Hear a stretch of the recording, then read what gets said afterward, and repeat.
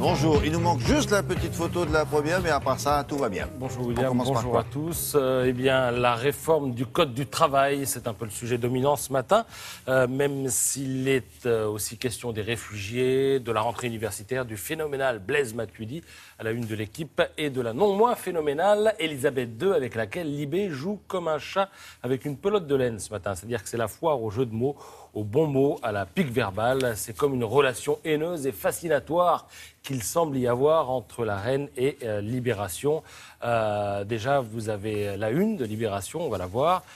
Pourquoi tant de règne dit Libération, avec un sous-titre où il est mentionné qu'Elisabeth II détrône Victoria avec ses 63 ans de règne, soit 23 226 jours de tradition et d'ennui. Je ne fais là que citer l'insolent journal qui en remet une couche.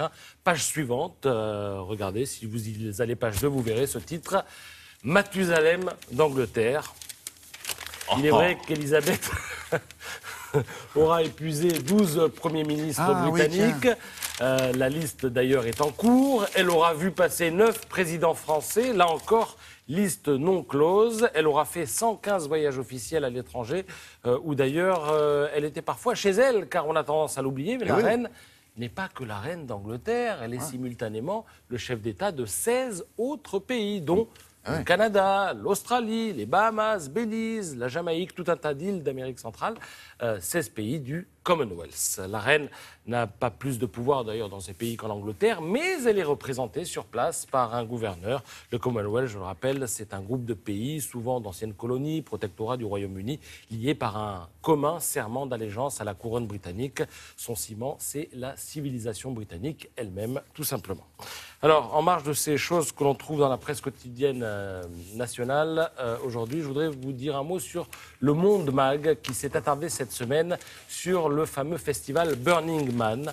Alors, festival qui a lieu en plein désert du Nevada et où tout repose sur l'échange et le don de soi. Alors, là, j'avais prévu de vous montrer des photos. Donc, si on n'a pas les photos, ça va être un petit peu compliqué.